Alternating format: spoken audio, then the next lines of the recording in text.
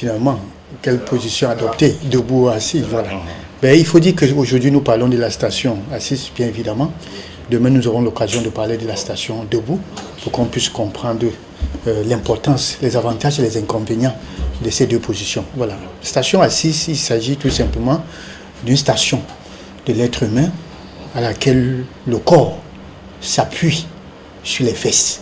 Vous vous rappelez quand je parlais de fessagie, d'où je parlais de l'importance des fesses, à laquelle on devrait prendre soin, ne pas les traumatiser et parfois faire certains massages.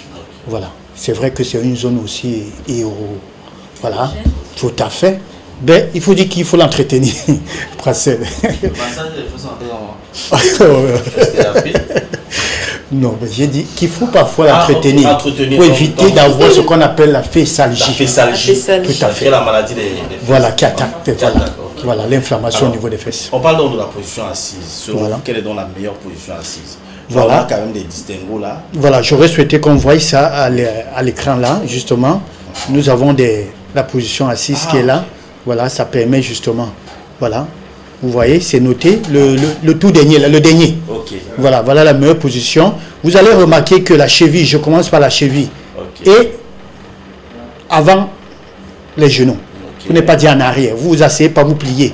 Comme l'autre, le premier monsieur. Okay. Et vous allez remarquer que les genoux sont au niveau de la hanche, la taille, ou encore légèrement bas, et non en haut.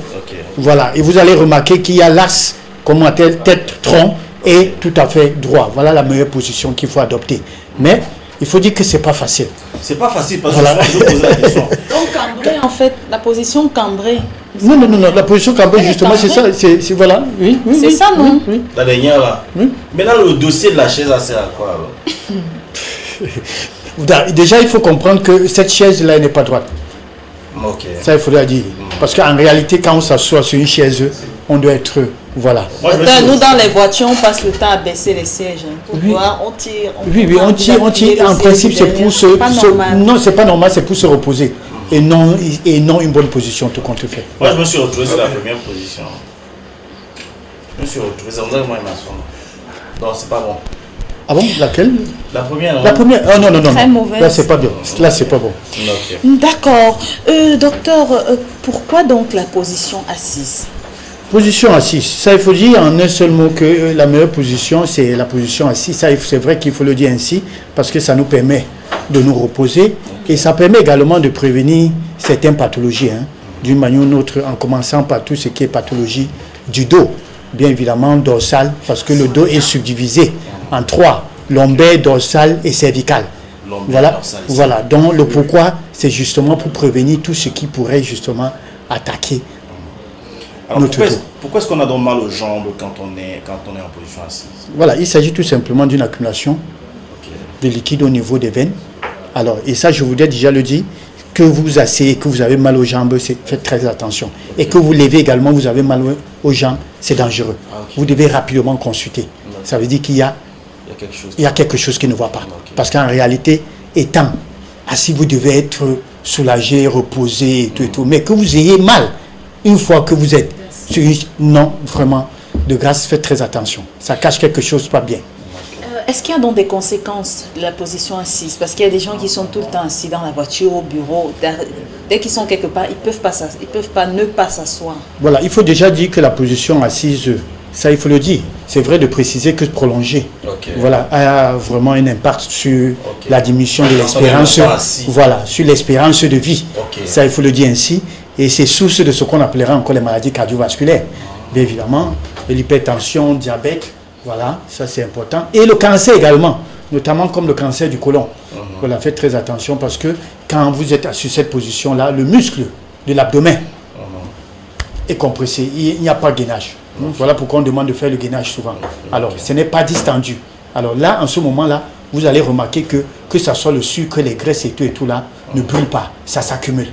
Voilà. Alors, comment ne pas rester assis trop longtemps? Voilà. Ne pas rester assis très longtemps, c'est ce que j'ai l'habitude de conseiller à tous ceux dont je rencontre, surtout à la réalisation. Voilà pourquoi on les trouve. Voilà pourquoi on les trouve, parce qu'il faut dire que... Levez-vous de temps en temps. Levez-vous de temps en temps, ça vous avez compris. Ouais. de se lever de temps en temps. Et ça, je voudrais m'adresser même à ces femmes qui font les poissons braisés ou bien qui frient les beignets. Alors, ils peuvent commencer à 18h jusqu'à minuit. Voilà, et ça, c'est pas bien. Non, il faut parfois se lever, voilà, faire les commentaires. Surtout quand vous n'allez pas lancer les beignets tout d'un coup. Vous lancez, vous sortez. Alors, vous tirez les pas en attendant que, je crois, la moitié du panier se vide un peu et vous vous asseyez. Alors, vous asseoir longtemps comme ça, c'est pas bon. Même les chauffeurs, les bensikineurs ou encore les chauffeurs taxi, de temps en temps, vous garez et on dit, vous étirez un peu. Voilà, ça, voilà, vous relaxez un peu. Ça, c'est vraiment, c'est important pour la santé. Docteur, comment se reposer en position assise? Voilà, ça vous l'avez dit, quand vous voyagez, c'est deux. Est-ce qu'il faut même dormir étant assis? Non, c'est interdit, on ne dort pas étant assis. Ça, il faut le dire. Je voudrais dire une chose. Dans l'Antiquité, en principe, le Moyen-Âge, on dormait en cette position-là. Pourquoi? Parce que se coucher, on avait peur de mourir. Alors se coucher, on vous considérait déjà comme mort. Ça, il faut le dire. Pour ceux qu'on lit, voilà, quand on lit l'histoire, on comprend que tout le monde adoptait la position assise, c'est-à-dire moins de gestes, il est... Sauf le qui-vive. Voilà, le qui-vive. Alors, mais aujourd'hui, on a compris que cela impacte beaucoup plus sur notre santé, d'où la position assise, on ne dort pas assis. Maintenant, alors, c'est vrai que quand vous allez dans les veillées, vous allez rire. Vous allez rire parce que, ou encore à l'école, dans les amphis, vous allez voir les gens dorment toujours comme ça. C'est contre-indiqué. Non, c'est plutôt pas ça. Vous vous reposez. 40 degrés. Comme dans une voiture, dans l'avion et tout. Vous allez plutôt en arrière. Vous n'allez pas faire ça. Quand vous faites ça, vous n'êtes pas loin de développer demain une scoliose. Donc faites très attention, on ne dort pas devant. On se repose tout simplement. On incline même si oui, ça ne dépend pas souvent. C'est vrai aussi. Tu prends ton bus, tu dis bon ok voilà. Alors j'ai 4 heures de route, tu prends ça. Tu te retrouves comme ça, le sommeil est avant. Parfois votre épaule est déposée sur l'autre. Il dit mais qu'est-ce qui m'arrive? C'est terrible. C'est terrible. Et parfois j'ai vu, bon, il barbe. J'ai vu un voisin de bain où la dernière, une dame avait déposé, mais je vous assure qu'il a renvoyé l'épaule, la tête de la dame comme s'il y avait un problème. Et moi de lui dire que non, ça fait pas beau et tout. Vous réveillez la dame, dit que non, mais tiens. Mon épaule n'est pas un... Simplement. Ouais, quelle rage. C'est la raison pour laquelle quand vous entrez dans le bus, saluez d'abord. Saluez, voilà, il faut créer une relation. Tu partage avec les gens. Quand ton sourire va t'attraper, ne compte pas sur mon épaule. Tout à fait. Est-ce qu'il y a donc un âge pour la position assise? Non, mais voilà, ça il faut dire déjà que l'âge à laquelle la position assise commence, c'est à partir de 6 mois. Et quand on dit 6 mois, je veux dire chez le bébé. Parce que les mamans là, elles ont comme l'impression que quand le bébé a 4-3 mois, il faut déjà les placer sur le canapé. Faites très attention, ce n'est pas conseillé. Et quand bien même on le fait, on doit tenir le bébé que du dos. Et non du bras ou bien des fesses, c'est du dos. Vous soutenez parce que la colonne de l'enfant, ce disque-là, c'est encore... fragile. Je ne voudrais pas dire se casser même, c'est très fragile. Donc, en principe, c'est à partir de 7 mois qu'un bébé, 7 mois, doit commencer à s'asseoir. Il ne faut pas voir 7 mois, 8 mois, vous dites que non, il y a un retard de croissance. On ne juge pas, on n'évalue pas un retard de croissance sur la base de la position assise du bébé. Faites très attention. Il y a beaucoup de critères, de paramètres et tout. Donc, à partir de 7 mois jusqu'à 10 mois, l'enfant devrait normalement déjà commencer à s'asseoir. Ça, c'est important de le dire. Maintenant, plus vous savez, plus on prend de l'âge, plus on appelle. Vous n'allez pas demander à quelqu'un qui a 65 ans de faire 31 heures du temps debout. Non. Parce que parfois, quand on va dans nos églises et tout là, ouais, c'est vrai, parfois on a peur que Dieu se fâche et vous allez voir des gens faire 2 heures debout. Mais pourtant il est malade. Mais vraiment, dites-moi, vous faites mal. Vous faites mal parce que même Dieu lui-même demande de prendre soin de son temps. Donc vous faites mal. Si vous devez faire célébrer une messe à 3 heures du temps parce que vous louez Dieu, après vous allez tomber malade. Même le prêtre s'assoit. Même, voilà, ça vous l'avez dit, même le prêtre s'assoit. C'est pas pour rien. Quand il finit l'homélie, il va s'asseoir. Et même vous êtes debout, vous n'avez pas de place. Moi, quand je vais et que c'est plein là, je rentre chez moi. Même Jésus s'asseyait. Il ne faut pas, parce que s'il n'y a pas de place, à moins que vous quittez chez vous avec une chaise et vous allez, ça franchement, il faut connaître ses limites.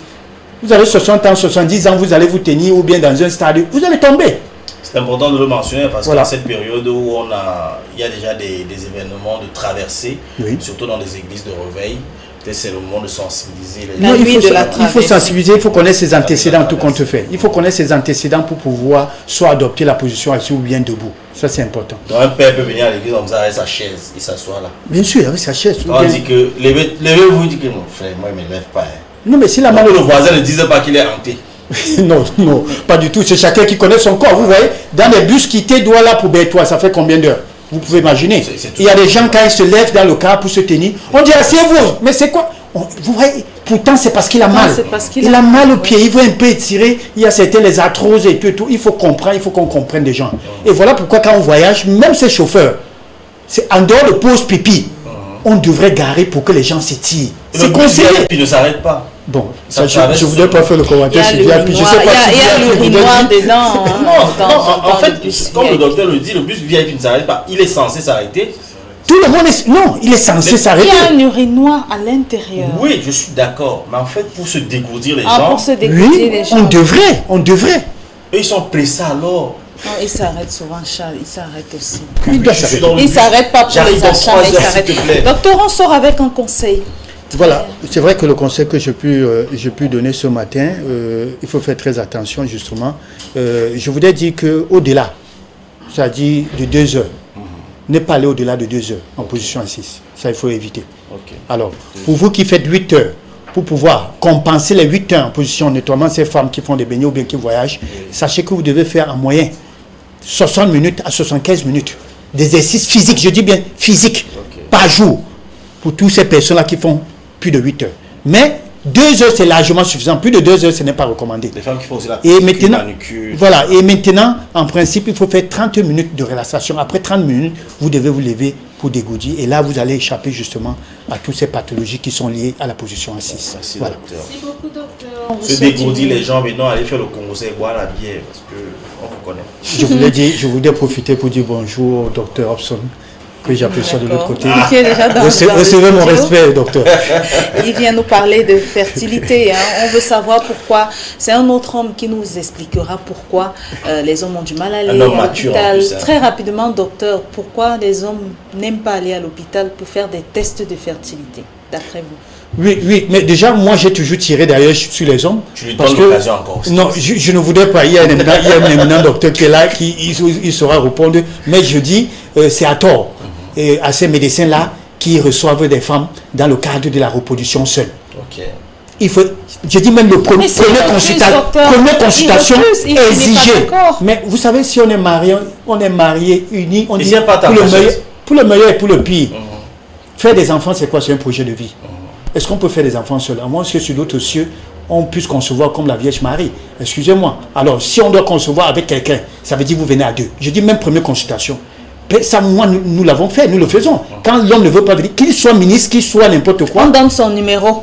On donne son numéro, il doit venir. Ça, c'est important. Donc, on donne le numéro, on dit docteur, allez la. Et je ne voudrais pas dire qu'en parenthèse, vous devez comprendre pourquoi est-ce que l'espérance de vie de l'homme également est réduite. Parce qu'il faut dire, en réalité, cela cache également le fait que les hommes ne vont pas trop à l'hôpital. Hein? La femme prend bien soin d'elle. Ça dépend aussi, hein, si les femmes viennent en cachette. La femme prend bien soin d'elle. La femme reste là. Vous ne voulez pas qu'on dise que la femme prend bien soin d'elle. Ça, je l'ai compris. Mais il y a aussi des femmes qui le font en cachette et qui vont voir le médecin. Elle va voir le médecin. Ce n'est pas faux. Le marabout. Genre, docteur, dis-moi, mais savoir si c'est moi le problème.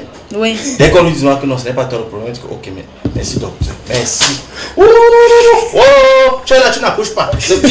Ta mère a dit que, ton père a dit que, tu vois. C'est pour trouver des éléments. Donc il faut tenir compte de ces éléments. Merci docteur. Ok, je vous remercie également. Passez une excellente journée et à demain si Dieu le veut. Je dois m'attendre Yanni. Ok, merci bien. Vous êtes Bassa, vous êtes Boulou, vous avez toutes les étoiles. Je suis Camerounais.